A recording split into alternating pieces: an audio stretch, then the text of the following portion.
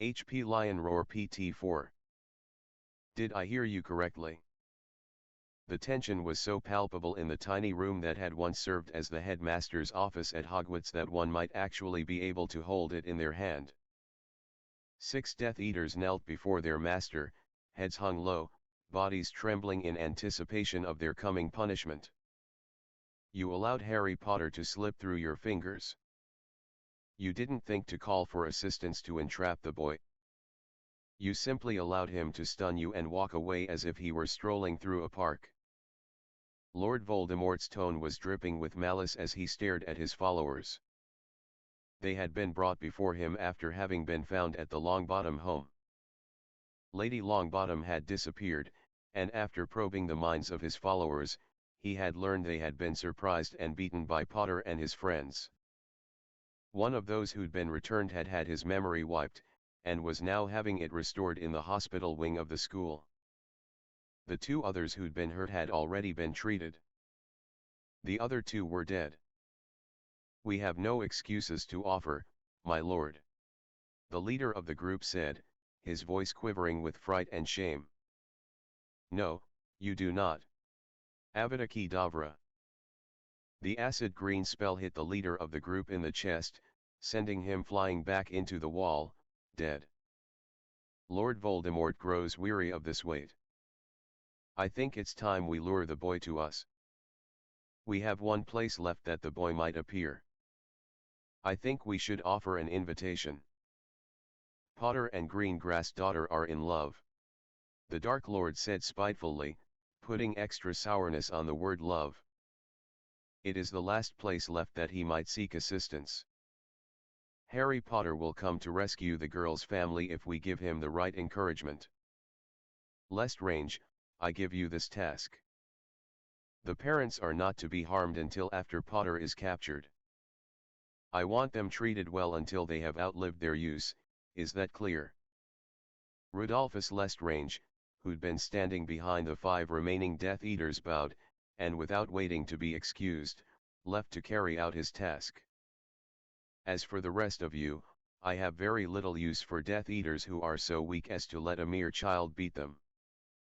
But, I also do not wish to have to replace you as of yet. You will report to the caretaker at once until such time as I feel you have earned the right to carry a wand once again. Go.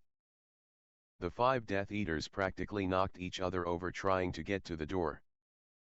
None of them questioning their good fortune at being excused without undergoing the cruciatus at the hands of their master. Once the door was shut, Lord Voldemort slammed his fist angrily upon the large desk. Fury like he'd never felt coursed through his veins. He had wanted to punish those fools for their ineptitude, but he knew that it would be foolish. His power was still weakened, and he'd yet to solve the riddle. The answer was so close, shrouded by the fog of understanding. He knew that he was close, but he still couldn't quite grasp the answer, and so, he had to continue the facade. He knew in his heart that if he showed the slightest weakness, his dominance would come into question. His Death Eaters were nothing if not opportunistic, always stabbing each other in the back to become his favorite. Lord Voldemort had a new theory on the question of his weakening condition, and as seemed to always be the case, it centered on Harry Potter. He had decided that the reason the blood ritual hadn't worked, was because he needed to bleed Potter. So long as his foe still drew breath, Lord Voldemort was vulnerable. After all, the prophecy had stated that neither could live while the other survived. He needed to repeat the blood ritual, while draining Potter's life at the same time. To take Potter's strength into him, while expelling that filthy Mudblood's protections at the same time. He felt that this would restore his strength once and for all. After all, he and Potter were linked now, and Lord Voldemort needed to sever that link. If only I could see into the boy's mind once again. Voldemort sighed, pounding his thin fist onto the desk again. He'd been trying to re-establish the connection to the boy's mind, hoping to discover Potter's location, but it appeared that the link was gone, lost forever. Though Voldemort was unclear how the boy could have done it. though, he guessed Dumbledore was behind it all. Even dead, the old fool was thwarting him. There was also the matter of the rebel students. Apparently some of the young did not understand or agree with his vision, and several had been doing their level best to disrupt his school. Fortunately, as all exits had been sealed, the rebels would not escape forever. He'd charged young Not with the task of rounding up the troublemakers, allowing him to keep the map he'd procured from Potter. That had proven to be a mistake, as the apparent leader of the rebel students, the Weasley girl, had burned it to ash. And Not had been killed after having been thrown from a window on the 7th floor. Lord Voldemort had doubled the patrols at night, when the rebels struck most often, but so far, there had been no contact. It was only a matter of time. The kitchens were being watched closely, and the brats would have to eat sooner or later. Yes, though there were still bumps on his journey, Lord Voldemort's conquest was nearly complete. "I don't see why we can't go see them," Daphne said for the third time that afternoon. It had been 3 days since they'd visited Neville's grandmother's house, and Daphne was growing more and more angry that Harry had yet to keep his promise that they would visit her family as well. She and Harry were alone in the study of Dumbledore's house. Both Neville and Hermione had felt this was a conversation they should stay out of. "I told you, he's going to have more guards watching them. It only makes sense. Besides, you told me yourself that they're likely to disappear if they even suspect that he's going to do anything against them. So Hermione and Neville get to see their families, and get them someplace safe, but not me? How is that fair? For Merlin's sake, I'm your girlfriend. Aren't you supposed to at least try and make me happy?" "I never said it was fair, and I'm doing my best here, Daph.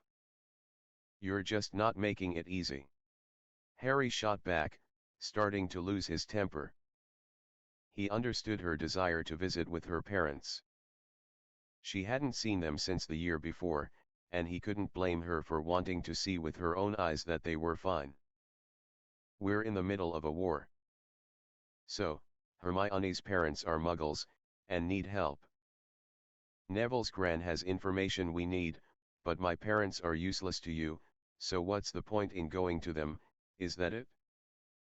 We're only going to see people who can help you." "You know that isn't true," Harry said, shaking his head.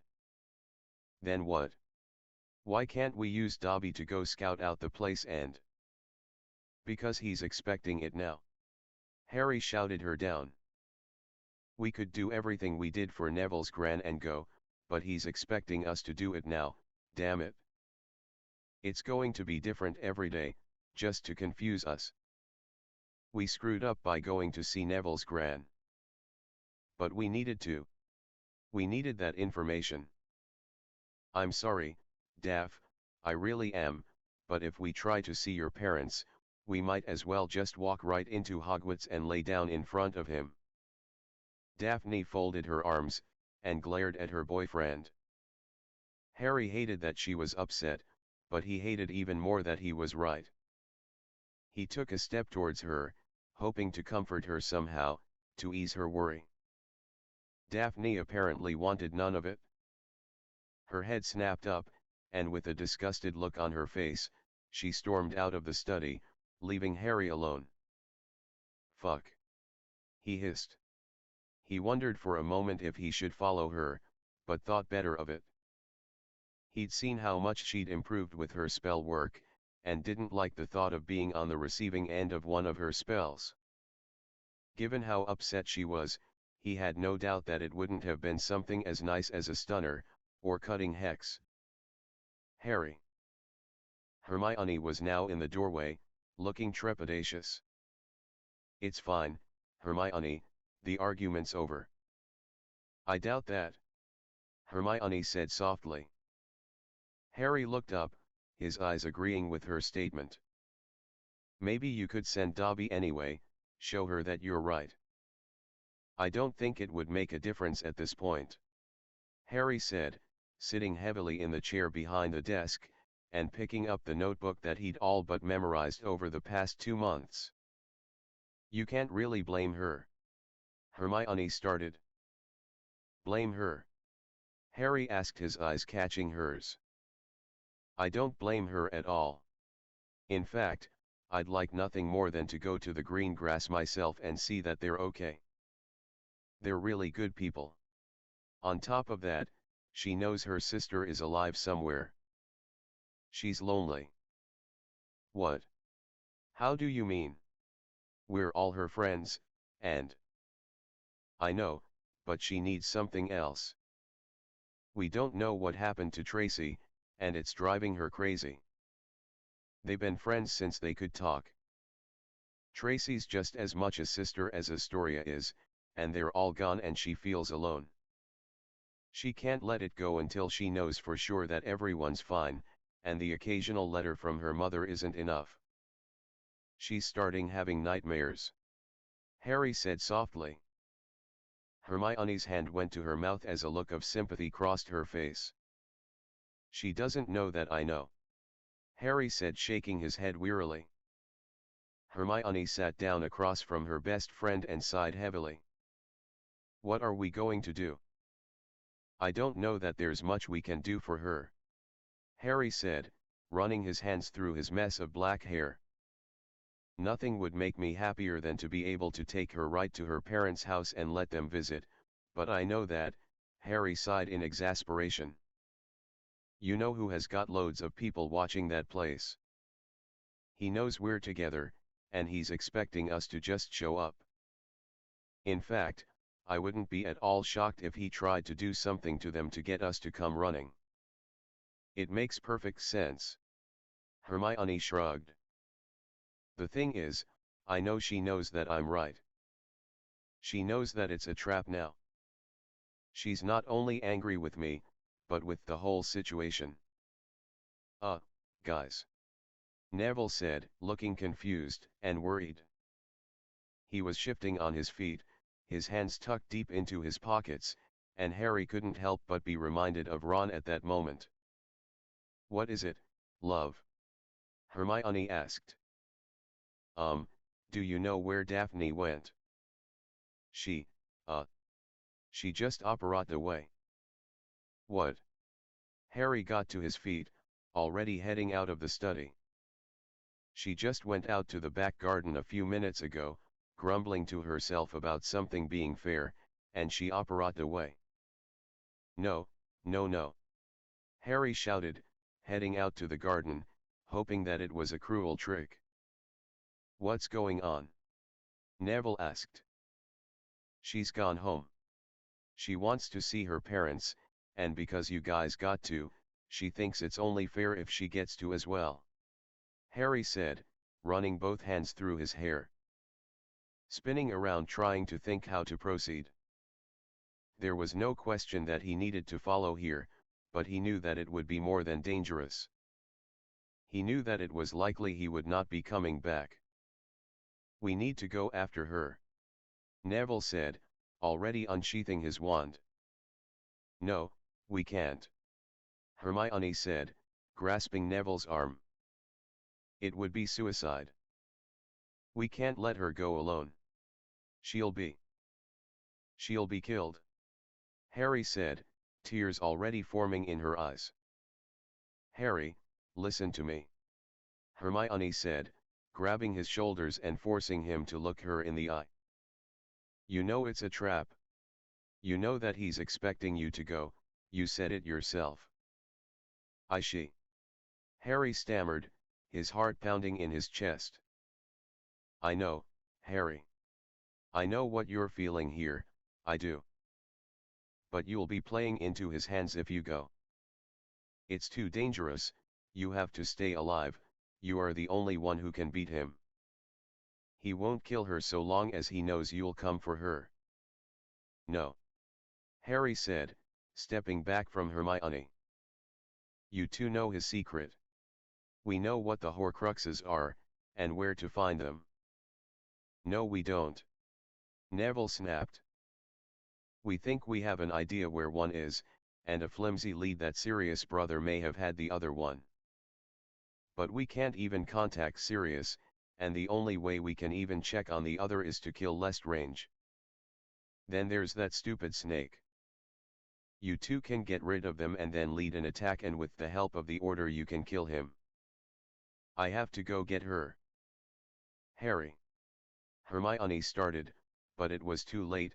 Harry spun on his heel and was gone with a crack. No. Hermione screamed, reaching out to grab her friend who disappeared. You don't know where Daphne's home is either, do you? Neville said, his voice filled with desperation. Dobby. Hermione shouted, running back into the house, Neville on her heels. She appeared about a mile from her family's home.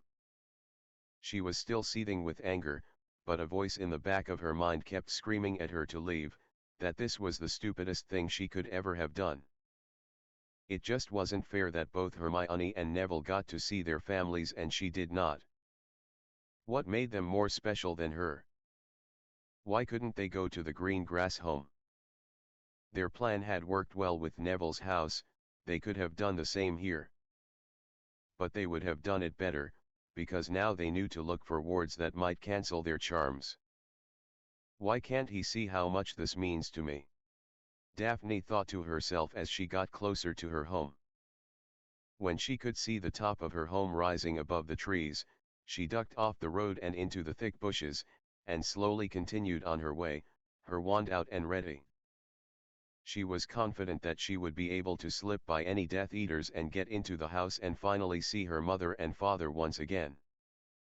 Then she'd go back to Dumbledore's house and rub Harry's smug nose in the knowledge that she had been able to see her parents without help or waiting to come up with a plan. Stopping for a second to throw the invisibility cloak she'd gotten at Neville's grandmother's over herself, Daphne began to move as quietly as she could through the woods towards her house, keeping her eyes and ears open for any signs of Death Eaters. Hominis Revelio, she said, casting the revealing spell to see if anyone was close by, hiding under spells or invisibility cloaks. There was nothing.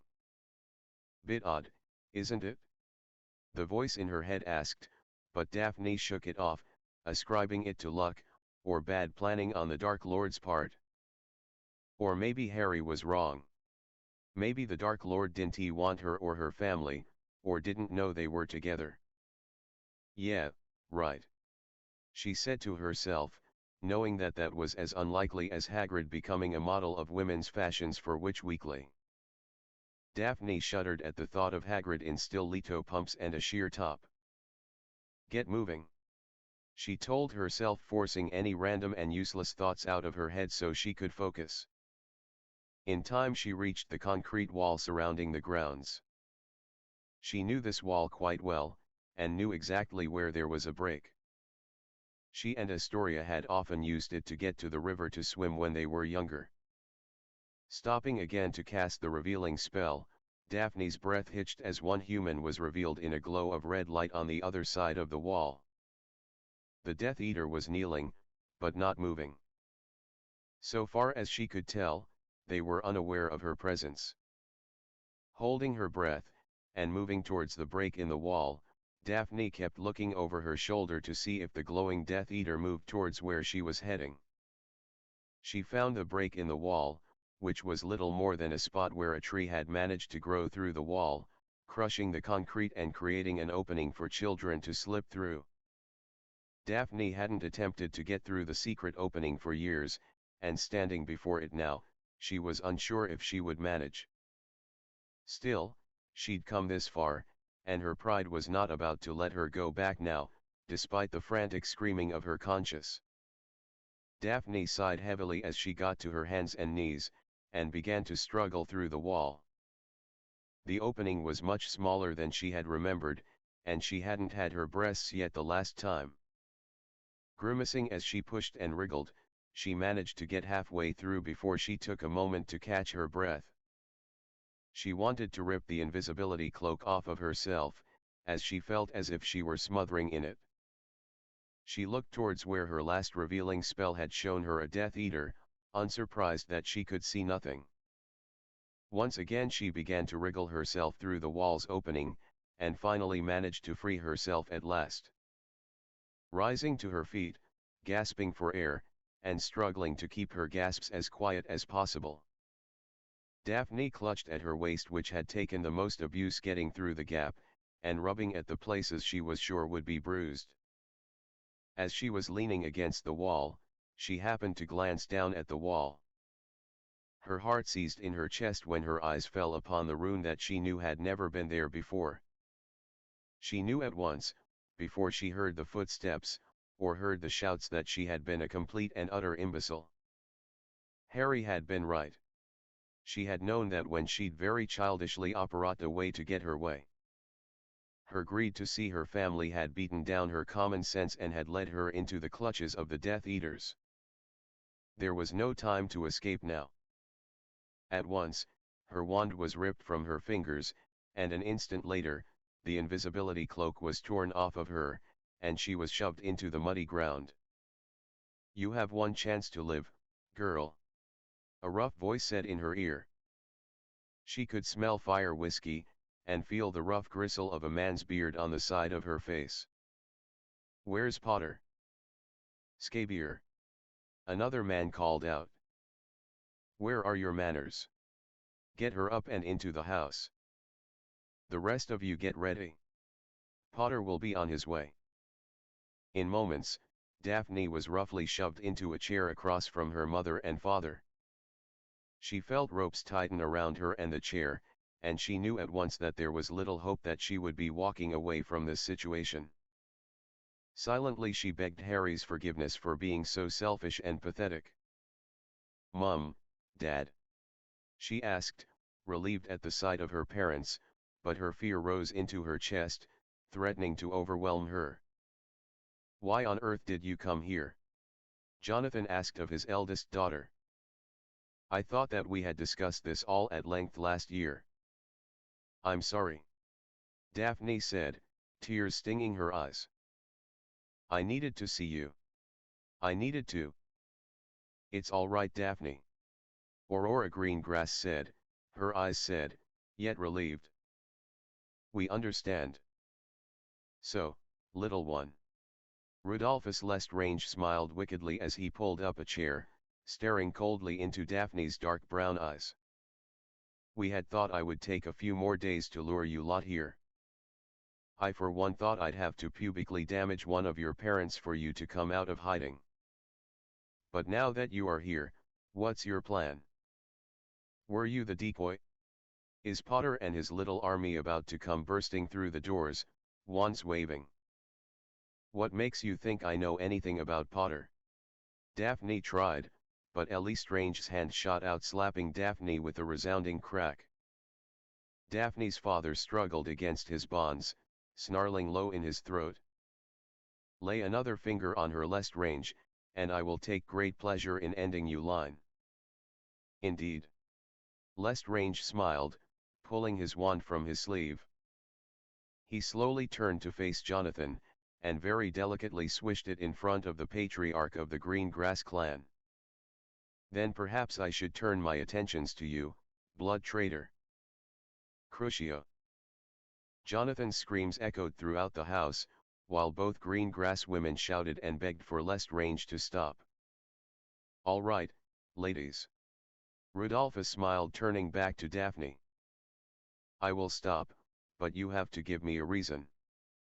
Tell me where Potter is." Daphne kept her mouth closed tightly as she watched her father gasping for air. The second sting of Rudolphus' hand across her face broke her away from her father's peril to her own.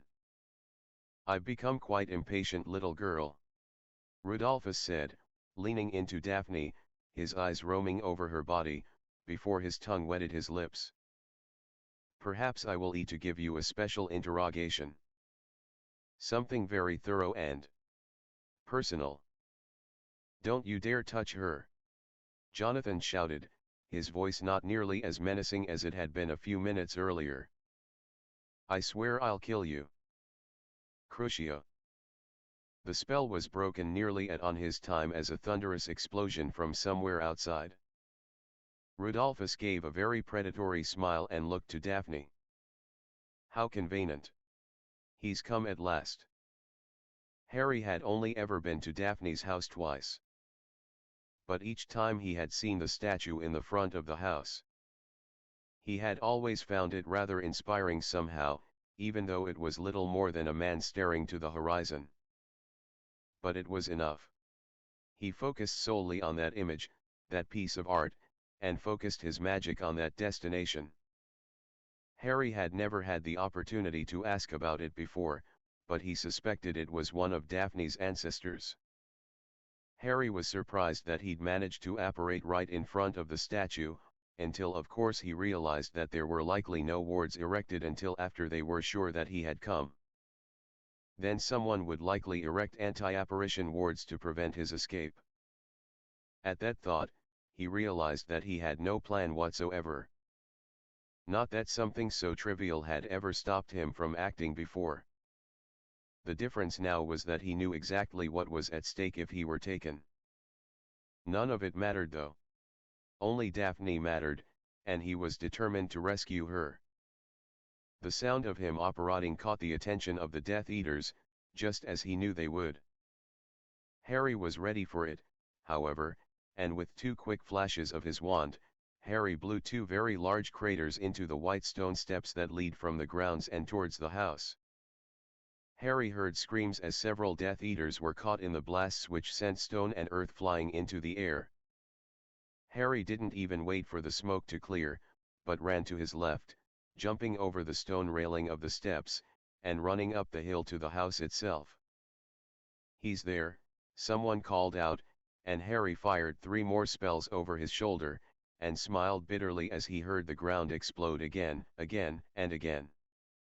Dip Indo. The spell hit just behind him, tearing a long gash in the green Death Eaters were tiring of this game of cat and mouse. And Harry suddenly and violently thrown into the air as the ground before him exploded. Harry landed heavily on his left shoulder. He heard and felt the crunch of his shoulder, and knew at the very least, it was dislocated. Harry rolled to his knees, and saw a group of Death Eaters running towards him. "You idiot! Take him alive! Stupefy!"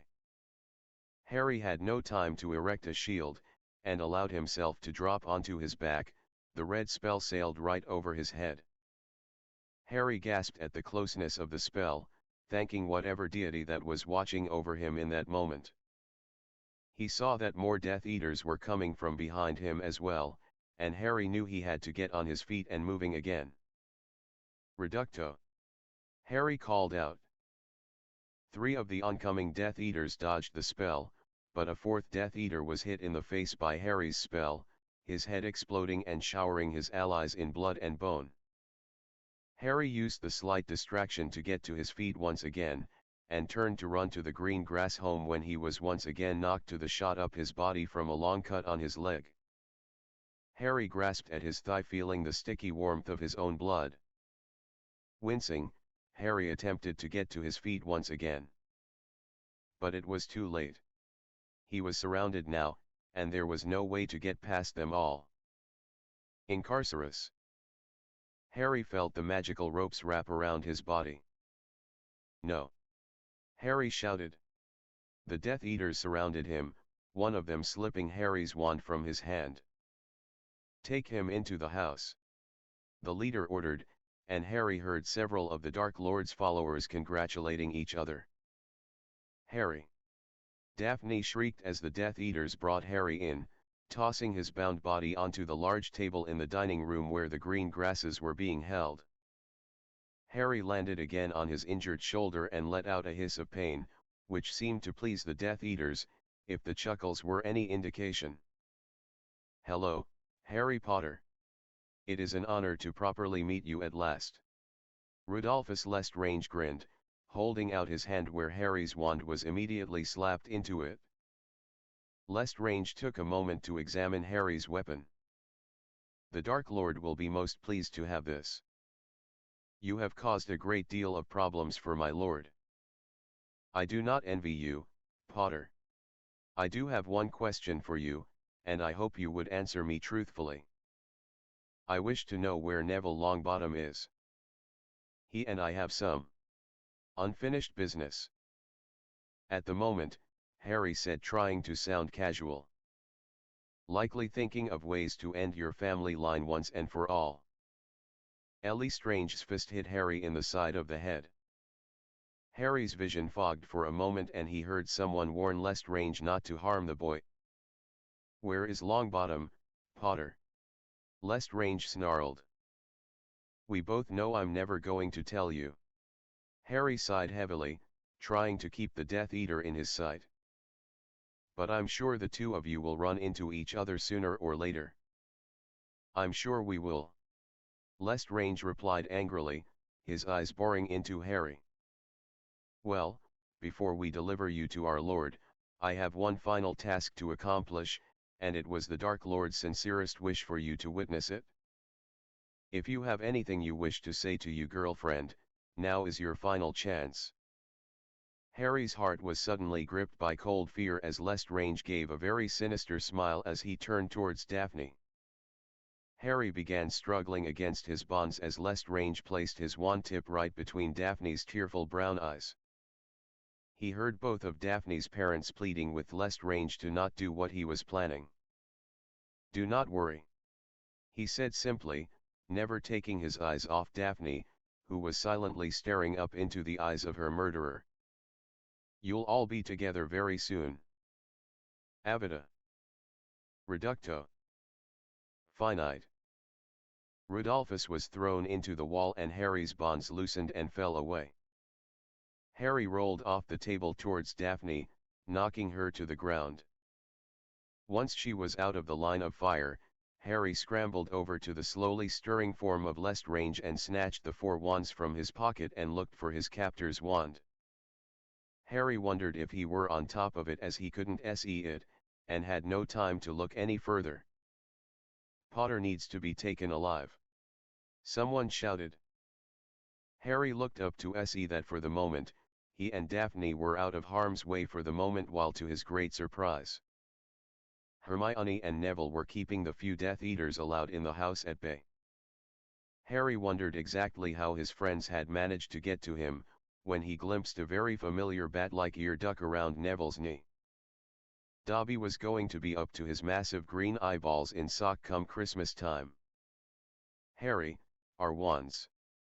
Jonathan Greengrass shouted from behind a large table that had been turned on its side after Harry had fallen off of it. Harry slid the 2 wands he didn't recognize as belonged to himself or Daphne, and went back to his girlfriend to release her. He glanced back and saw Daphne's father preparing to finish off Lestrange, or so he guessed, when there was an explosion and bits of wood and brick rained down on Harry and Daphne.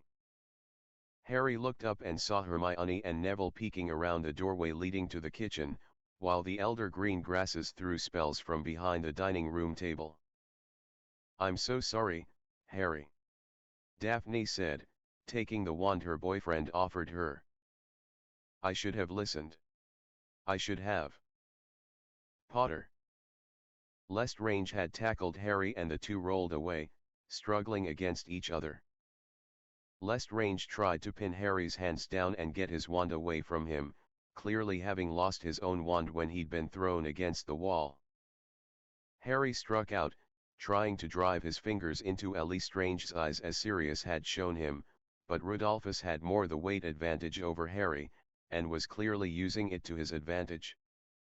Harry found himself pinned for a moment before he brought his knee up as hard and fast as he could. It was rather pleasing to see Rudolphus' eyes cross and he crumpled in on himself. Harry. Harry looked over and saw Hermione trying to pull Neville back under cover. We need to go now. Harry then heard Jonathan Greengrass shout in pain as he was hit in the chest. The Death Eaters had blown the table apart, and someone had managed to hit Daphne's father. Dad. Harry saw 3 Death Eaters coming into the dining hall, looking for all the world as if they had just won the battle. Sectum Sempra. Harry shouted, his wand coming up in a blur. The lead Death Eater screamed in agony, falling to the floor, blood spilling from a gaping wound. Harry's wand flashed twice more, driving the two other brave Death Eaters back to the floor, each with stomach-turning gashes in their flesh. Harry stood, knowing that the sudden quiet was temporary.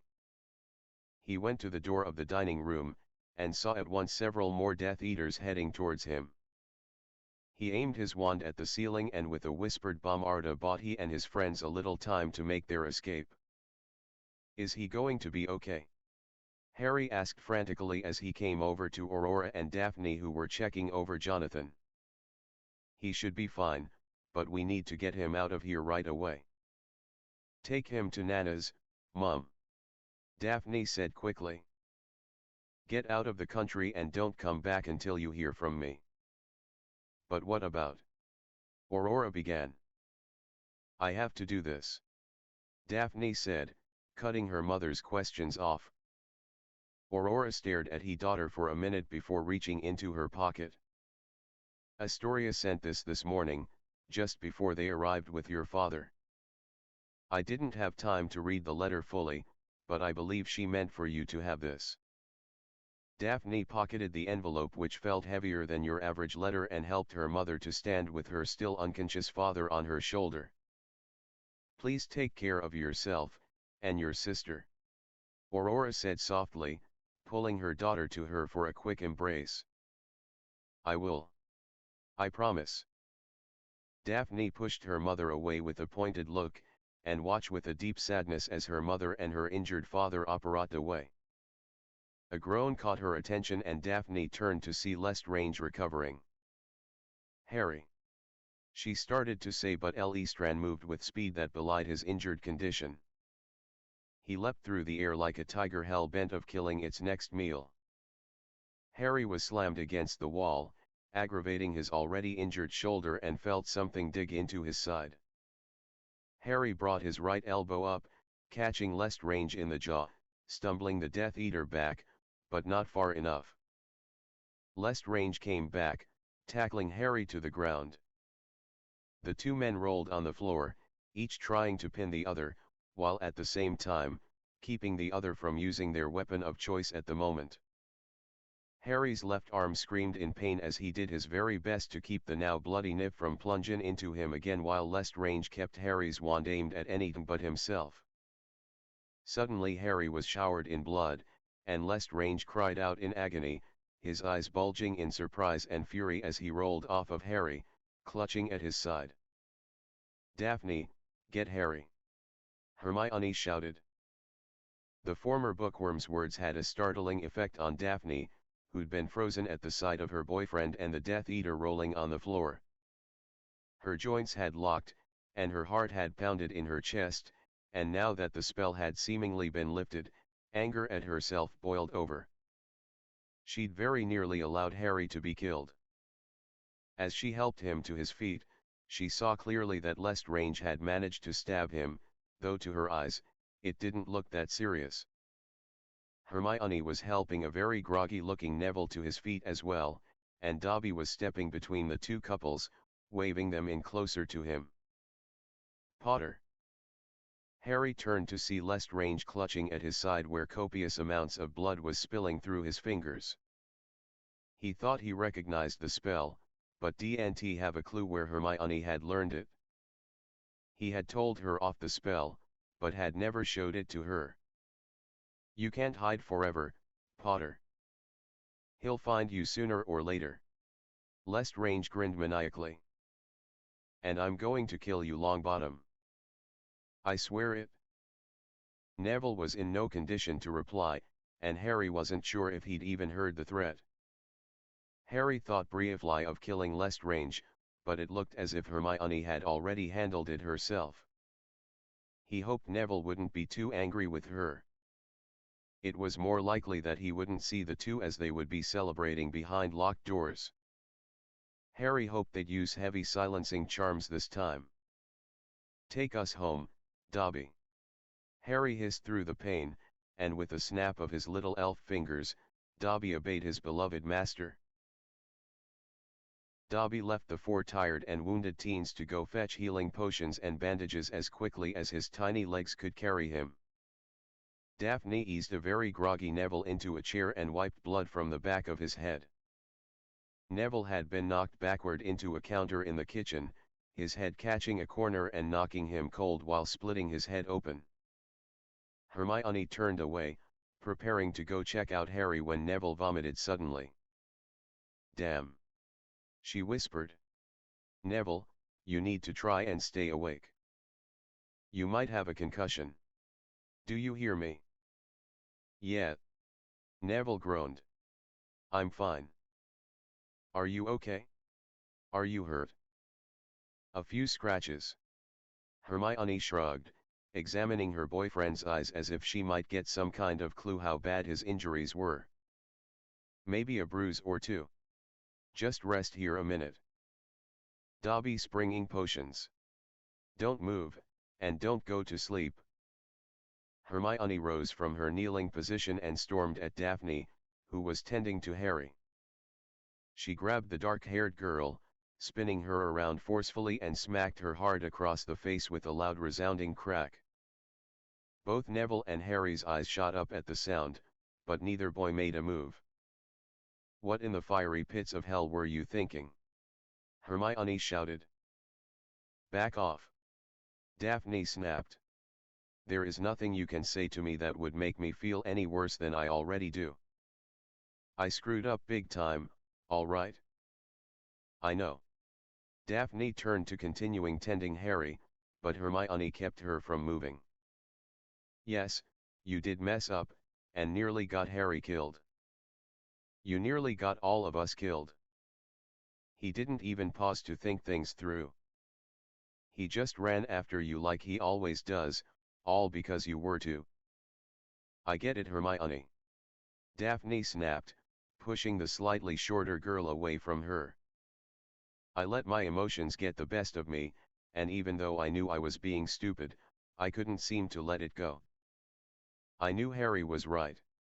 I knew it was a trap, but my pride and my jealousy got the better of me and I thought that I could get into my own home and see my parents without getting caught. All right? I didn't make a plan, or even think about making a plan. I charged in like one of you idiot Gryffindors. I knew we were rubbing off on you." Neville chuckled lightly from his seat. Dobby rushed into the room with bottles clinking, and a long trail of gauze behind him. He immediately handed a large blue vial to Neville, who uncorked it, and sniffed at it, his face wrinkling with disgust. Dobby gave a weak smile before beginning to roll the gauze up once again. "Thank you, Dobby," Hermione said, venom dripping from her voice as she continued to glare at Harry's girlfriend. "Hermione, we all screwed up today," Harry said, trying to get to his feet and step between the two seething girls. "None of us should have gone. But I promised Daphne that we would see her family. I should have tried harder to keep that promise. I don't need you to defend me, Harry. I can admit when I was wrong," Daphne said hotly, but Harry placed a hand on her shoulder, still holding his side where Lestrange had stabbed him. The blood had begun to congeal, and was no longer spilling from him as badly, but the wound tingled. Having never been stabbed, Harry wasn't sure exactly what he should be feeling. He pushed his concerns aside, feeling it would be better to try and calm things between the two girls before hexes began being dealt. "I'm not defending anyone here. To some extent, we're all responsible for what happened here today. I shouldn't have gone after her, you two shouldn't have come after me, but more importantly, we were all sloppy. We were slow, and we didn't fight as we should have. Hermione is still trying to stun people or slow them down." "I froze," Daphne admitted, her voice just above a whisper now, tears falling for her eyes. She turned to Harry and stared into his green eyes, pleading for forgiveness. "When Lestrange grabbed you, I just couldn't move. I just froze. I could have taken him down easily, but We were all scared," Neville said, sounding a little stronger and clearer. He hadn't emptied the potion bottle in his hand, and Dobby was now on the back of his chair, lightly daubing the boy's head with a damp cloth. Hermione immediately went over to help the elf. We had no idea what we were facing there today. Not the number of Death Eaters, or the house or grounds. We all get overwhelmed by our emotions at one point or another, but we have to remember that none of us is trying to keep the others down or anything. We all knew that you-know-who had one option to try and lure us out of hiding, and we fell for it in a way. Neville finished. I'm sorry. Daphne turned to Hermione and Neville, wiping at her eyes. I felt like I was being punished for something. Guys. I wasn't thinking at all, and I should have listened to you all, and known that it wasn't personal or anything. Daphne continued. Hermione's glare finally began to soften, and Daphne knew that the only other female at least understood her reasons, no matter how juvenile they had been. Daphne hoped that Hermione would forgive her with time. I'm sorry for slapping you, Hermione said, though her eyes were still smoldering with anger, though not as badly as they had been only a few minutes before. It seems we all have to grow up a bit more. I know that I'm not fighting the way I should, and today made me realize that. Guys. But you did manage to hit Lestrange with that spell. It didn't look like he was going to make it through the night. What was it, anyway? Daphne asked, hoping that by getting Hermione's mind on something more academic, she might get in a better mood. Sectum Sempra, that last spell Snape taught Harry. It was the first thing that came to. Guys. Harry tried again, though far more feebly right before he fell to the floor in a heap, his eyes rolling to the back of his head. Daphne shrieked, and was at his side instantly, trying to figure out what was wrong. Her eyes immediately went to the knife wound at his side, which had thought to been not too serious. She had checked it twice, and it hadn't looked too deep. Dobby handed her a cloth and Daphne wiped at the wound to clean the blood away. That was when she saw the slightly yellowish color of the flesh around the stab wound. The knife Lestrange used was laced with something. Daphne shouted. He's been poisoned. What? Hermione asked, coming to Harry's side and examining the wound herself. That doesn't make sense. You know who wants him alive. Hermione tentatively began to reach out to touch the yellowed area around the stab wound, but Daphne clutched her wrist, her eyes wide with warning. Hermione nodded at once and turned to look over her shoulder at the little elf who was hopping from one foot to another in worry. Dobby, bring me a bezoar. Wait. Daphne said suddenly. He's breathing fine. Well, he's breathing at least, and he's not convulsing. I don't think it was meant to kill him. I think it was just to weaken him or knock him out so Lestrange could take him to his master. We need to find out exactly what this is, and make a cure. Hermione said quickly, grabbing some gauze and wiping around the knife wound trying to get some of the poison onto the cloth to analyze. Dobby levitated Harry into his bedroom, where Daphne undressed him and treated his cuts, and bandaged the stab wound. While Hermione finished treating Neville before beginning to figure out what Lestrange had poisoned Harry with. Daphne stayed at Harry's side, daubing his sweating brow and holding tightly to his hand, praying to every god she could think of. And even making a few up in the desperate hope that Hermione would come through for them all. Rudolphus Lestrange awoke in the hospital wing of Hogwarts. He lay extremely weak and desperately thirsty.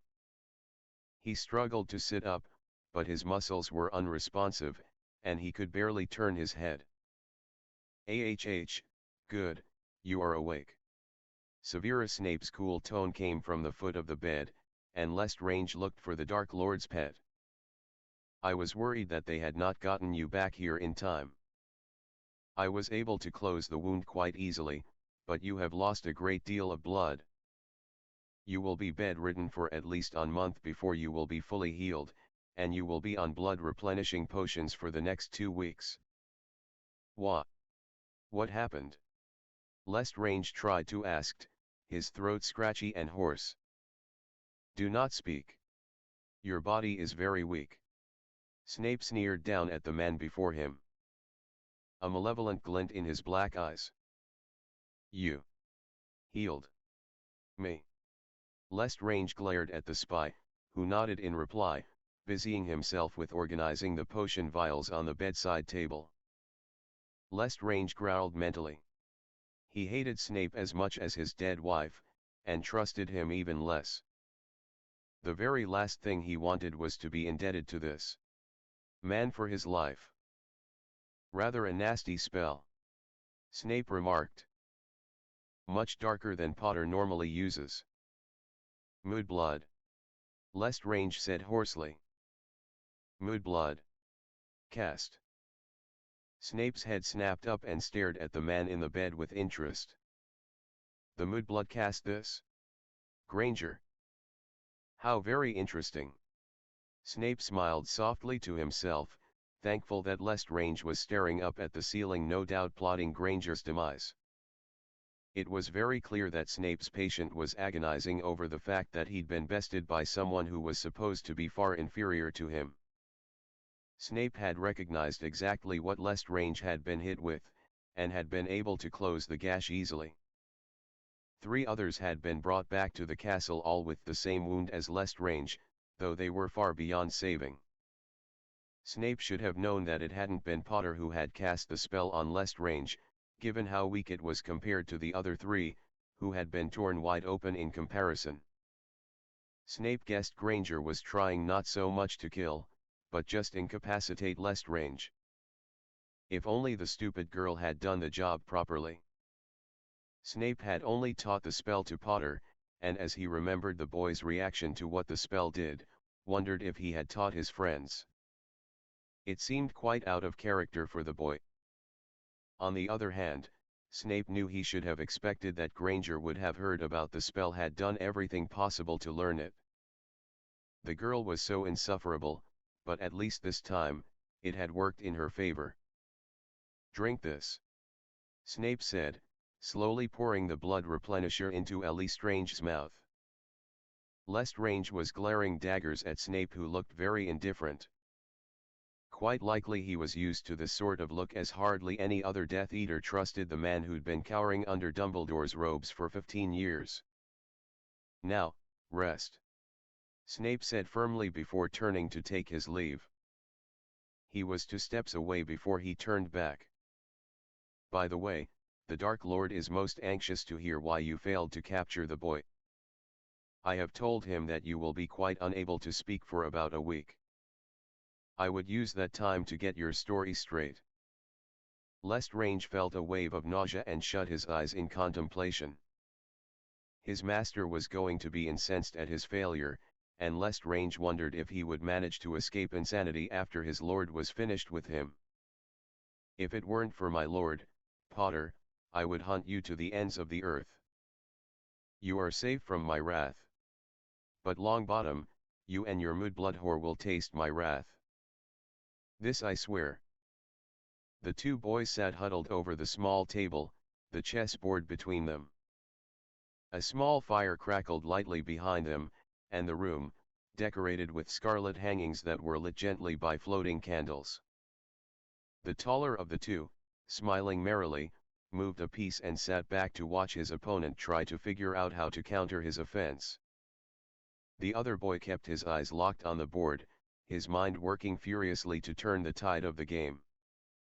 You're still acting defensively, the taller boy said, tapping his fingers on his arm. You're thinking offensively, but you're not actually attacking. That's always been your problem, Harry. I've been trying. Harry looked up at his smiling redhead friend. Not really, the other boy shook his head. Between the 4 of you, there's nothing you can't accomplish. He gave you the ultimate weapon. He made his name taboo. What better way to set up a serious trap and thin his numbers? Harry looked up at the other boy who was still smiling warmly, and Harry felt a wave of emotion wash over him. He was so happy to see Ron Weasley, though he knew that he must be dreaming, or possibly even dead. Harry turned his eyes back to the chessboard, his fingers hovering over a pawn, contemplating a move, before letting go of the piece and re-examining the board, keeping any darker thoughts at bay. Who am I to play executioner? The chosen one. Ron chuckled. Come off it, Harry, you know it's a war. In war people die, and people kill. I'm not telling you anything you don't already know. So why are you still acting like Dumbledore? You know these people can't be saved. They can't be redeemed. I know that. Harry sighed, finally moving his knight, which Ron quickly and decisively captured without barely a pause. You're still trying to protect them. Ron sighed. Harry nodded, and stared at his friend, who just kept smiling at Harry. It was so much simpler when the war was something we talked about. I feel like I know exactly what I should be doing, but I'm always second-guessing myself. Now you understand Dumbledore's actions a bit better. And everyone else's. Harry confirmed, once again turning back to the chessboard. They were doing what they felt they had to protect me. Protect us. Which is what you're doing now, in your own way. Ron nodded, leaning forward to watch Harry's next move. They're as strong as you believe them to be, mate, but they need to see it for themselves. They're going to have to do things that no one should have to do. You can't stop that. Not unless you kill Voldemort tomorrow. That's not likely to happen. Harry sighed, moving his queen. Not likely at all. Ron nodded, moving his rook. So, you've got no choice really. They'll follow you. They'll do what needs to be done. It's time to stop waiting, Harry. Time to stop second-guessing yourself. Take the offensive, and make Voldemort remember why he should fear you. Harry moved his queen again, and sat back as he looked at the board, a small smile forming on his face, which fell away at once as Ron moved his own queen and declared that he'd won. How'd? Harry asked, startled. Beats me, mate. This is your dream, after all. You'd think you'd be able to beat me in your own fantasy. Harry looked up into the sparkling blue eyes of his departed friend. I'm not dead. Gods no. Ron laughed. If you were, I doubt it would be me you'd meet. Probably be your mum and dad, wouldn't it? Harry smiled, a strange relief washing over him that he was still alive, just having a very realistic dream. Okay, let's try this again. Harry said, picking up a few pieces to reset the board. Harry looked up when Ron didn't respond and saw that the common room had gotten brighter, and Ron was fading. Sorry, Harry, but it's time for you to wake up now. Ron. Harry. Harry, come on, it's time to wake up, love. Harry felt a soft head caressing his cheek, a warm familiar voice at his ear, urging him to wake up. Slowly he opened his eyes, sunlight nearly blinding him completely. Daphne? Harry asked, still confused. He's awake.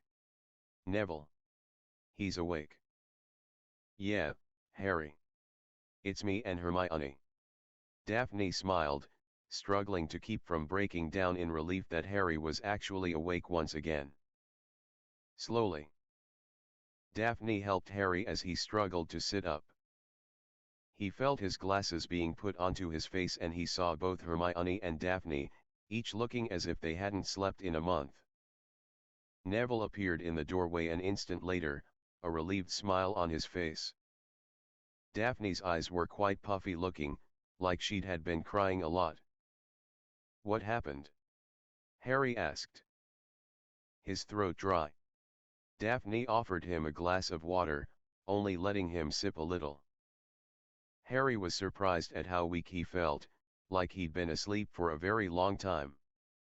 "You were poisoned," Hermione said, looking at Daphne, relief evident on her face. She held an empty vial in her hand, which she was clutching so tightly, Harry thought he heard it crack ever so softly. "Poisoned? By what?" "Lestrange laced that knife with draught of living death. Hermione and Daphne have been working for nearly 2 weeks to make the counter potion." Neville sighed. "It's been frightening. How you feeling, mate?" Harry shrugged. His head was still kind of fuzzy, and his muscles felt weak. He was also incredibly hungry. "Little woozy, and hungry, but other than that," Harry said, turning to look at Daphne, who had not stopped watching him, nor had she let go of his hand. "Now that you're okay, maybe you can get them to sleep." Neville nodded towards Hermione, who was still watching him as if she was expecting him to fall over dead at any moment. "Did you say 2 weeks?" Harry asked, staring at Daphne. "I was out for 2 weeks. It would have been much longer if it weren't for Hermione. She was able to figure out what you'd been dosed with and was able to brew up the antidote." "Daphne helped me every step of the way," Hermione remarked. Though she was standing stock still, her face cautious, she sounded quite relieved that he was awake. "It took a while to break down the components of the poison, but we got there in the end, and now you're awake again. I was so scared that we wouldn't get you back," Daphne said, giving his hand a gentle squeeze. "I'm sorry. If I hadn't been so stupid and just listened to you." "It's all right," Harry said softly. He brought her hand up to his cracked and dry lips and softly kissed her hand. "We just have to be more cautious in the future." Daphne nodded slowly, and bent forward to kiss his forehead. "What's been happening?" Harry asked, taking another drink of his water. "Not much that we know of. We've all been rather focused on getting you back on your feet," Neville admitted. "Though that wireless we got from Gran's been on constantly, they aren't really reporting anything. We need to find out what's going on, and we need to find those last 2 Horcruxes." Harry started to stand, but Daphne pushed him back down as Hermione rushed to his side. "You're not doing a thing," Daphne said firmly. "You've been all but dead for 2 weeks. All you're going to be doing is eating and resting until you're back to 100%. Are you channeling Pomfret?" Harry asked, an eyebrow raised comically. Both Neville and Hermione had to chuckle softly, but Daphne simply glared at him. "I mean it, Harry. That potion takes a lot of your strength.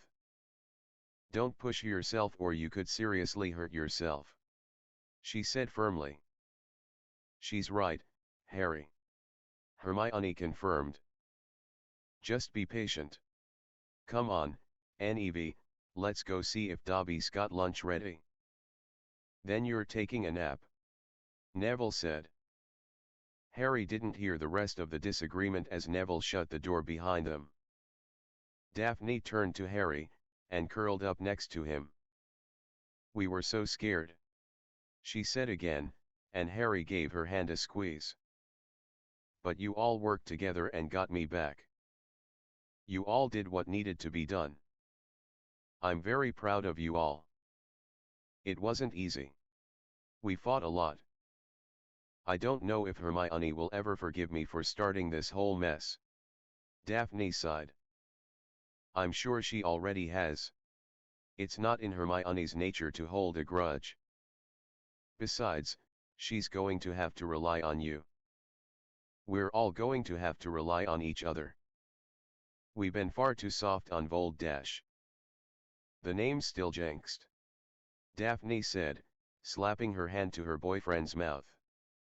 She gave him a long stern look before her eyes softened and she bent to kiss him once again. "As I was saying." Harry smiled gently when they broke the kiss. We've been far too soft on old Snakeface. It's time we make him remember why he's supposed to be afraid. What do you mean? Daphne asked, feeling a shiver at the look in her boyfriend's eyes. I think it's long past time for us to take the fight to him. Harry began explaining to his lover what he had in mind.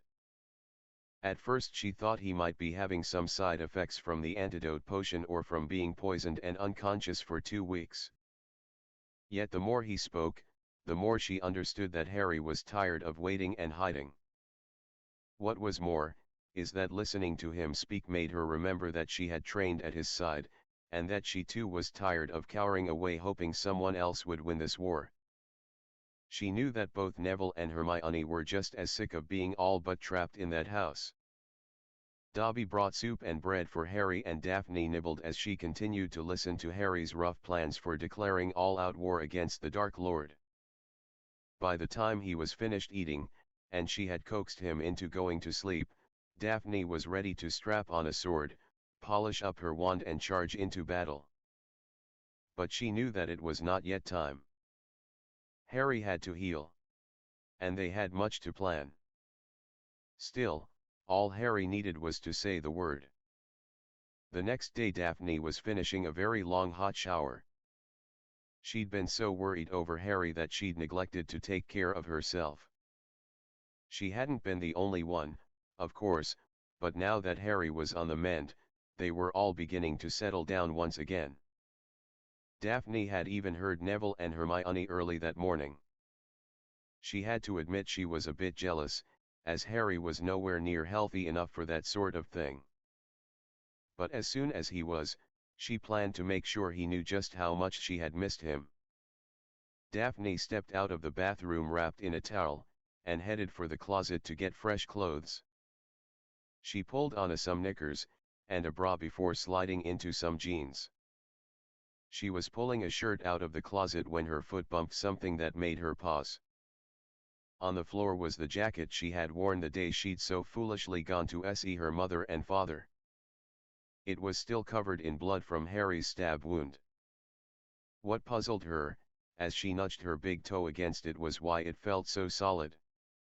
She bent and picked up the coat, and felt something heavy inside the pocket. Recognition dawned on her almost at once when she saw the envelope her mother had shoved into her hand.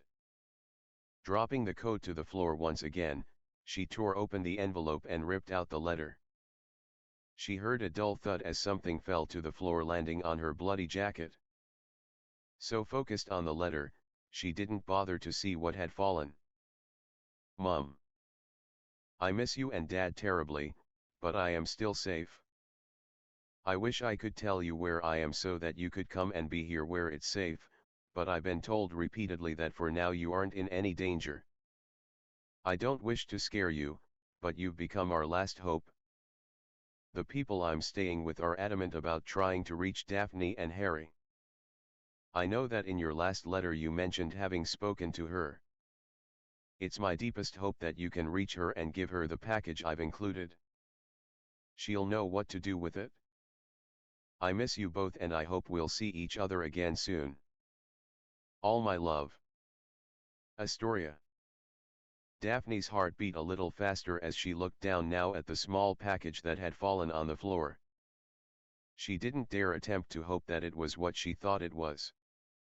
She had lost her own when they had to escape Hogwarts, and knew that Harry had also lost his as well. Yet, as she slowly unwrapped the paper, she was filled with such joy as she had no felt in too long. A wide tearful grin appeared on her face as she reverently held the small hand mirror. Tori. Her voice was choked and barely audible. She took several long breaths to settle herself down before she tired again. Tori. The reflection shimmered and her own face was replaced with the face of her younger sister, who was looking groggy. As soon as the younger teen's brain managed to fire up properly, Astoria Greengrass face broke into a warm and excited smile. It's about time, she said, her voice low. Where have you been? I sent that thing like 3 weeks ago. I was sure Mum would have gotten it to you before now. It's good to see you too. Where are you? I can't tell you. I want to but I'm not. The secret keeper. But I know who is, and he's really anxious to talk to you. But he can wait. Astoria grinned. Where are you? What have you been up to? It's a really long story. Daphne sighed. Wait a second. Astoria said quickly.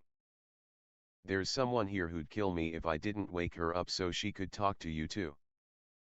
Astoria's face vanished from the mirror and Daphne's chest tightened as her mind kept repeating the name of the one person she desperately hoped to see. An instant later Astoria's bright face returned, and she wasn't alone. You'd better have all kinds of juicy stories to share with us. Tracy.